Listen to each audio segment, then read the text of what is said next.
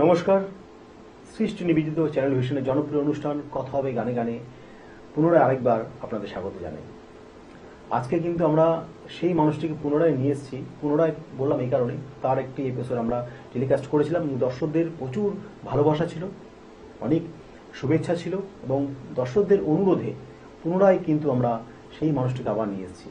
আমাদের সকলের প্রিয় বাচিক শিল্পী তরুণ কুমার সিং।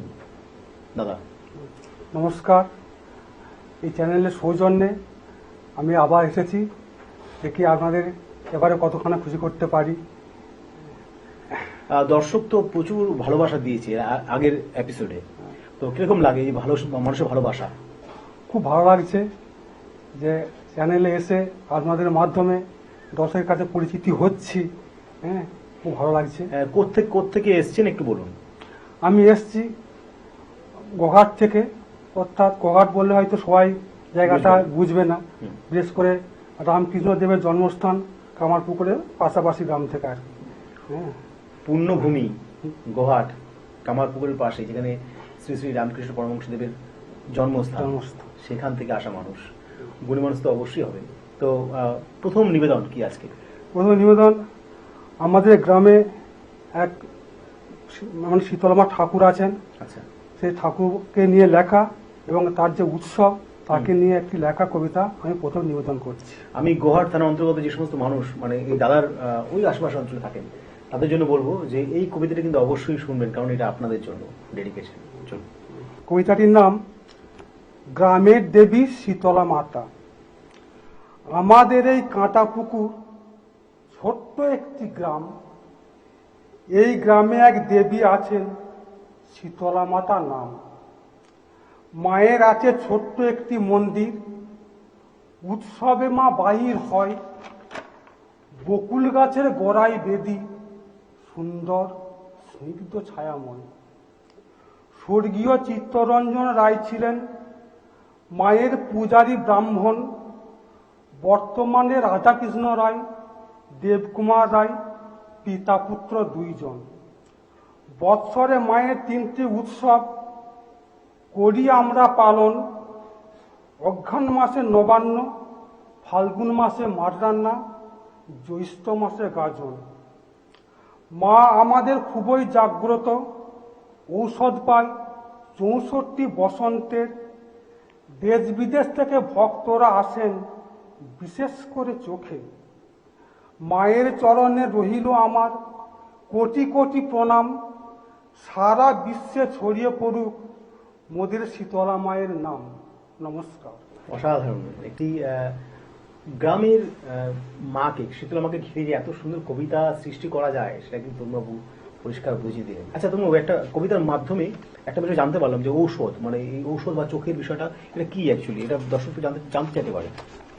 আমাদের যে মা যে আছেন, ওই ব্রাহ্মণ যিনি পুজো করেন, উনি চোখের ওষুধ দেন। আচ্ছা আচ্ছা। হ্যাঁ, চোখটা হচ্ছে বিশেষ করে চোখের অনেক ডাক্তার ফেলিওর হয়ে গেছে, সেরকম চোখও মা ভালো করে দিয়েছে। বাবা অসাধারণ। তাহলে বুঝতে পারছেন দর্শক যে এখনো কিন্তু এই সমস্ত কিন্তু মানুষ মানে এবং মানে না, মানুষ তার ফল স্বরূপ মানুষ ফল পায়। তো এখান থেকে কিন্তু যারা মনে করেন যে চোখের সমস্যা, তারা কিন্তু মায়ের কাছে যেতে পারেন, তার কাছ থেকে ওষুধ নিয়ে আসতে পারেন, যিনি ওষুধ দেন ওখানে মন্দির থেকে। যাক, পরবর্তী নিবেদনে যাব। পরবর্তী আমার নিবেদন হচ্ছে, এই চ্যানেলকে নিয়ে দাদা বলেছিলেন যে একটা কবিতা লিখতে। যাক, দাদা অনুরোধে আমি সেটা লিখতে পেরেছি। এই কবিতাটা আজকে আপনাদের আমি শোনাচ্ছি। এটা আমাদের চ্যানেলের সকলের জন্য। হ্যাঁ, চ্যানেলের সকলের জন্য। কবিতার নাম মোর নয়নে চ্যানেল ভিশন। আমার কবিতা সম্প্রচারে প্রথম সুযোগ পাইলাম চ্যানেল ভিশনে। আন্তরিক অভিনন্দন জানাই চ্যানেলে, সর্বদাই আমি মনে প্রাণে। বহুদিনের আকাঙ্ক্ষিত মোর স্বপ্ন হইল সফল। চ্যানেল ভিশনের পর্দার আলোয় মোর জীবন হইল উজ্জ্বল। 24শে নভেম্বর 2025 সোমবার এই চ্যানেলে মোর পদার্পণ।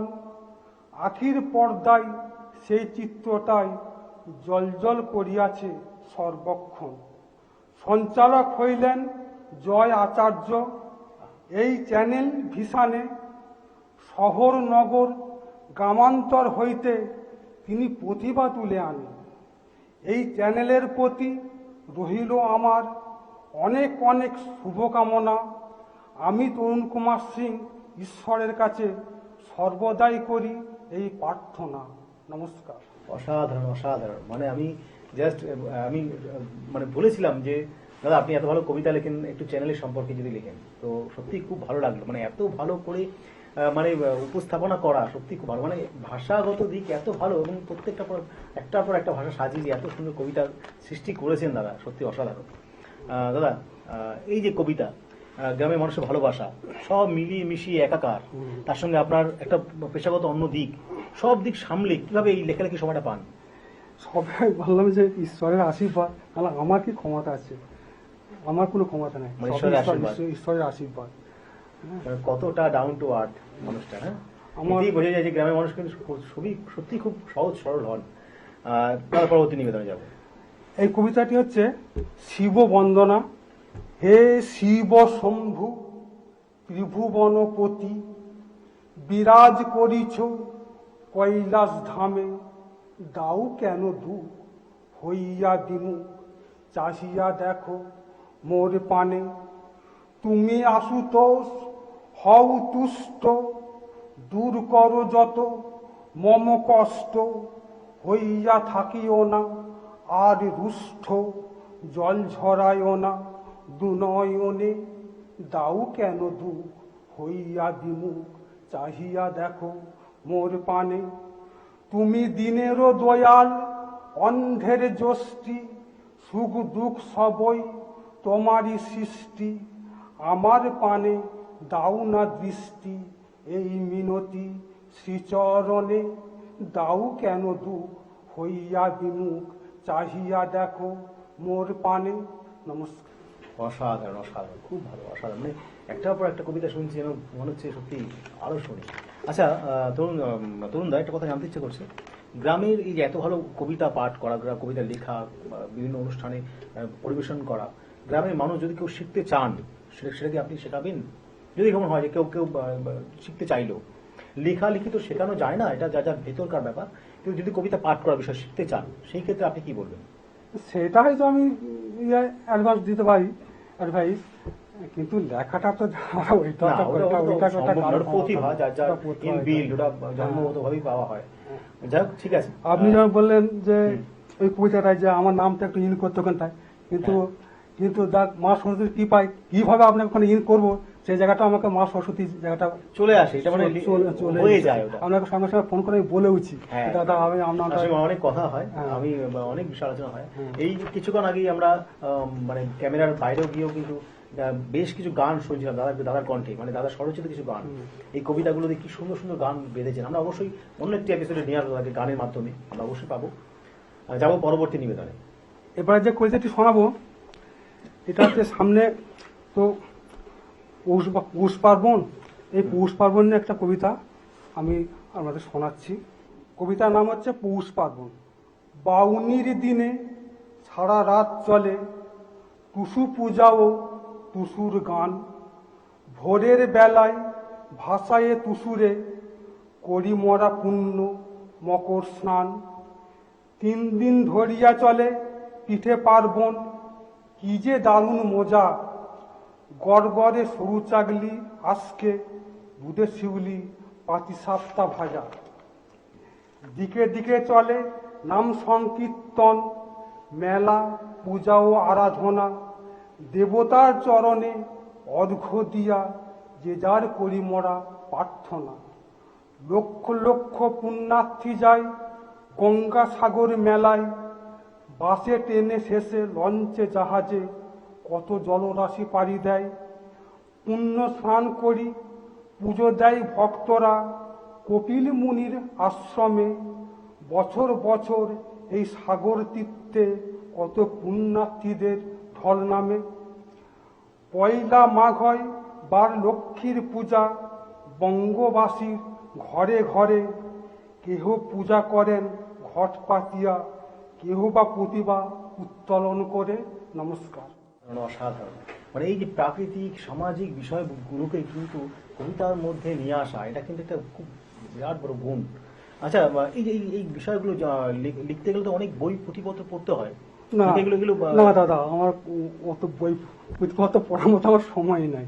কি আমি বলছেন? যখন লিখি আমি এটা দিয়ে মানুষ তো অবাক হয়ে যাবে। জিনিস ভাঁজি, সেটাকে পরপর ঈশ্বরের কৃপায় আমার সাজানো হয়ে যায়। সাজানো স্ট্যান্ডার্ডগুলো পরপর সাজানো হয়ে যায়।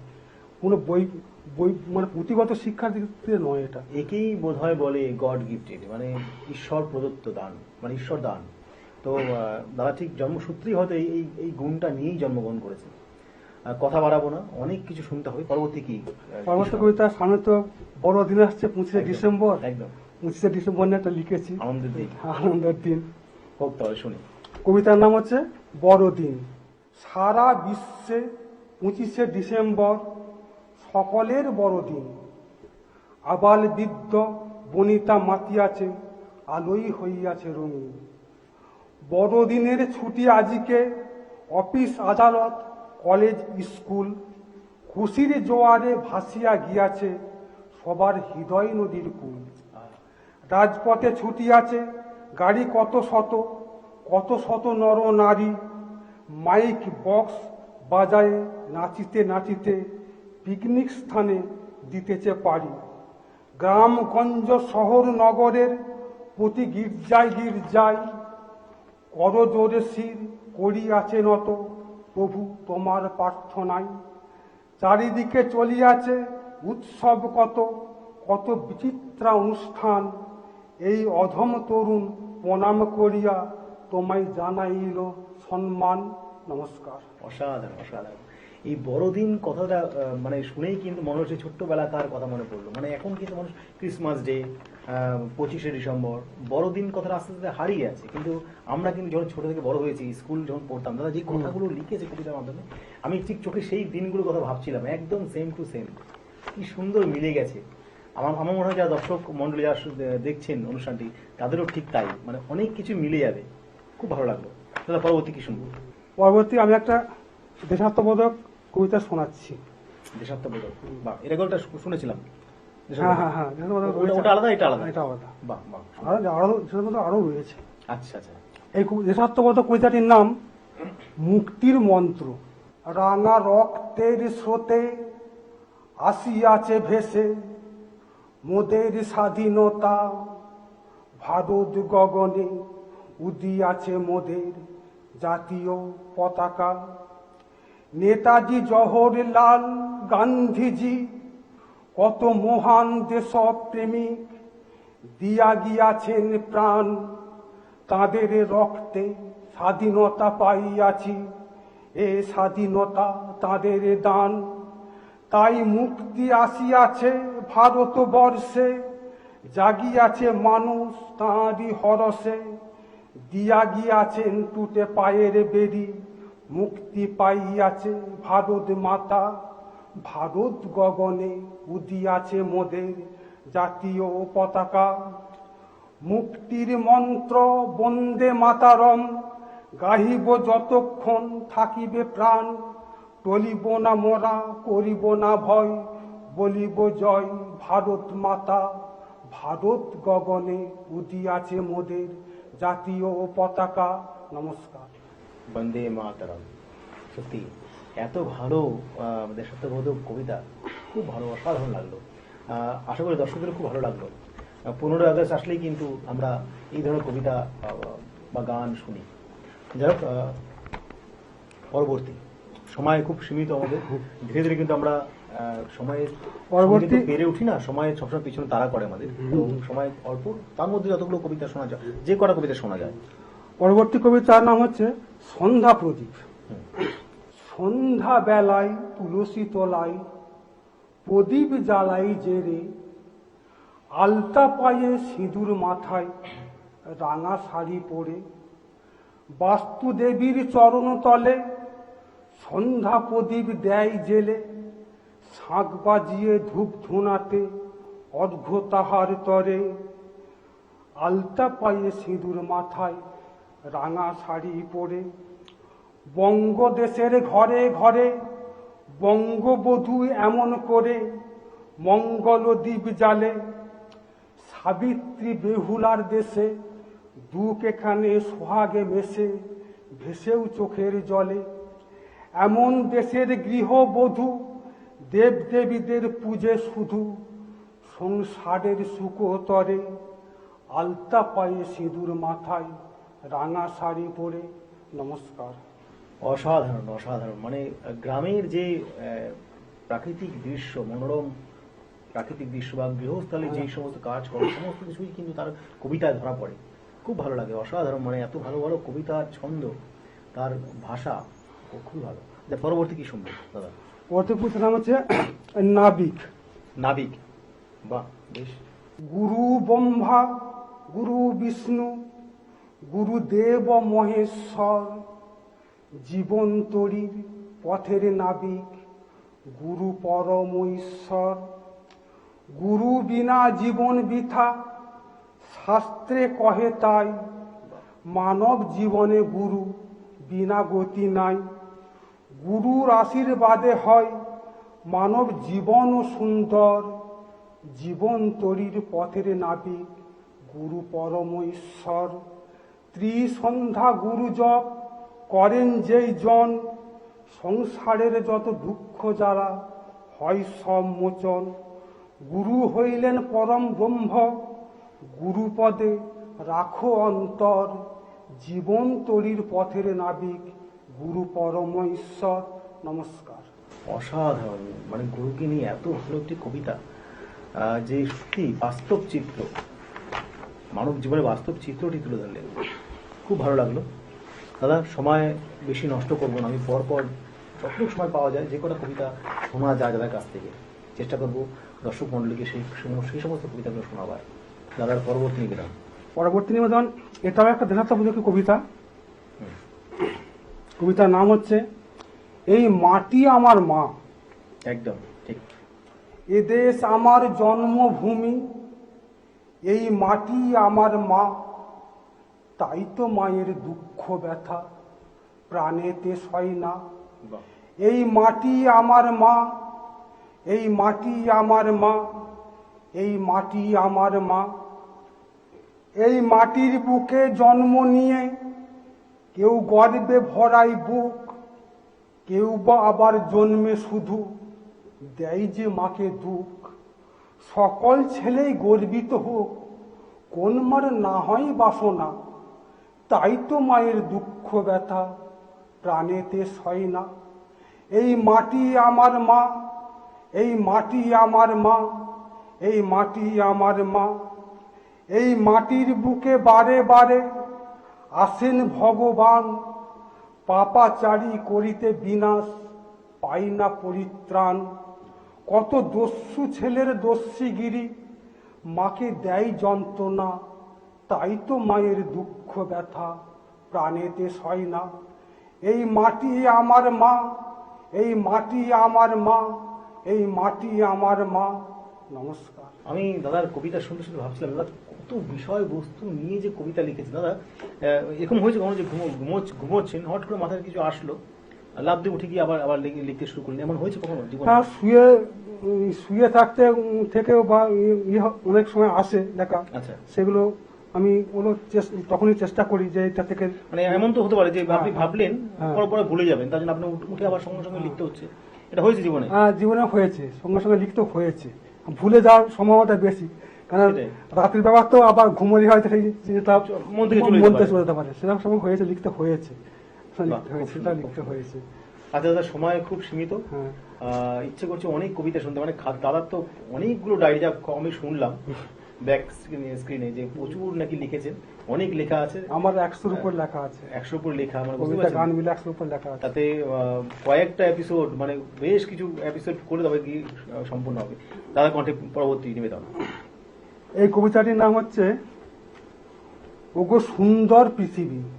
ওগো সুন্দর পৃথিবী, তুমি করেছো আমারে আপন, তবুও চলে যেতে হবে ছিঁড়ে দিয়ে যত বাঁধন। প্রকৃতির রূপে সাজানো এই অতিথিশালায় কিছুদিন না হয় কাটিয়ে যাব সুখ দুঃখের খেলায় তবুও মোরে যত্ন করে করিছ আমারে পালন, তবুও চলে যেতে হবে ছিঁড়ে দিয়ে যত বাঁধন। প্রথম অচেনা এই মোর দেহখানি কত সহজেই করেছ আপন, স্নেহ মায়া দিয়ে তুমি বিদায়ের ক্ষণে তোমারই টানে চাহিবে না যেতে মন, তবুও চলে যেতে হবে ছিঁড়ে দিয়ে যত বাঁধন। নমস্কার। অসাধারণ। কথা বাড়াবো না, পরবর্তী নিবেদনে যাব, সময় খুব সীমিত। আমার পরবর্তী নিবেদন হচ্ছে শুভ নববর্ষ। শুভ নববর্ষের দ্বারে দাঁড়াইয়ে ভাবিতেছি কেমনে চলিবে নতুন দিনগুলি, পিছনে ফেলে আসা পুরানো দিনের কথা চাহি না ভাবিতে শেষ হব ব্যথা। পুরানো দ্বীপ নিভিয়া ফেলি নতুন দ্বীপ জ্বালি, কেমনে চলিবে নতুন দিনগুলি। চৈত্রের ঝরা পাতা দুপায়ে মারিয়ে আগত বৈশাখ সবুজে সাজিয়ে, নবচেতনায় উটুক ভরে পুরানো স্বপ্নগুলি, কেমনে চলিবে নতুন দিনগুলি। নমস্কার। একদম আজকে সময়ের জন্য কিন্তু খুব প্রযোজ্য এই কবিতাটি, কারণ নববর্ষ আমরা কিন্তু খুব কাছেই আমাদের নতুন বছরে পা দিতে চলেছি আমরা আর কয়েকটা দিন পরেই। তো মানুষের জন্য এটা কিন্তু সত্যি একটা খুব বড় উপহার দাদার পক্ষ থেকে। দাদা সময় একদম সীমিত, একদম আমরা সময় শেষ দোরগোড়ায় চলে এসেছি। ছোট্ট করে একটা কবিতা হয়তো হতে পারে, শুনে নেব ছোট্ট করে। তো আরেকটি কবিতা আছে, এই কবিতাটির নাম হচ্ছে মহামন্ত্র। কলিযুগের মহামন্ত্র হরে কৃষ্ণ নাম, যেই রাম সেই কৃষ্ণ জপ অবিরাম। এই নামের কি মহিমা না জপিলে কেহ বুঝিবে না, এই নামের গুণে পূর্ণ হইবে সকল মনস্কাম। যেই রাম সেই কৃষ্ণ জপ অবিরাম। এই নামের গুণে উদ্ধারিল যোগাই মাধায়, শ্রী চৈতন্য মহাপ্রভু হরি নাম বিলায়। এই নামের গুণে নবদ্বীপ হইল পুণ্যধাম। যেই রাম সেই কৃষ্ণ জপ অবিরাম। এই নামের গুণে রত্নাকর বাল্মীকি হয়, মরা মরা জপিতে জপিতে রাম রাম কয়। তার পাপের ভার কেউ নিল না, কৃত কর্মের পরিণাম। যেই রাম সেই কৃষ্ণ জপ অবিরাম। নমস্কার। অসাধারণ। সময়ের কাছে বাধা, তো সময় কিন্তু আমাদের এখানেই শেষ হচ্ছে, কিন্তু শেষ হয়েও যেন মনে হলো শেষ হইল না, কারণ দাদার কবিতা কিন্তু অনেক বাকি। তো আজকে অনেক অনেক কবিতা আমরা শুনলাম। দাদাকে বিদায় জানাতে হবে, আমাদের কিছু করার নেই। পরবর্তী অবশ্যই কোনো একটা কিছুতে আমরা দাদা কিছু গান নিয়ে আসবো, তাই তো দাদা? তরুণদার বেশ কিছু গান নিয়ে আসবো, স্বরচিত কিছু গান। আজকে দাদাকে আমাদের পক্ষ থেকে একটি সার্টিফিকেট দাদা গ্রহণ করবেন। শিল্পীকে অনেক অনেক কিছু দেওয়ার আছে, তার থেকে বড় দেওয়ার হচ্ছে আপনাদের ভালোবাসা, আশীর্বাদ, এই মেমেন্টো। আজকের মতো এতটুকুই, দেখা হচ্ছে আরেকটি পর্বে অন্য কোনো শিল্পীদের নিয়ে। এই অনুষ্ঠানে আপনারা যারা আগ্রহী তাহলে তারা যোগাযোগ করুন নিচের নাম্বারে। যারা সঙ্গীত শিল্পী, আবৃত্তি শিল্পী এবং নৃত্য শিল্পী আছেন তারা কিন্তু অবশ্যই খুব তাড়াতাড়ি যোগাযোগ করবেন নিচের নাম্বারে।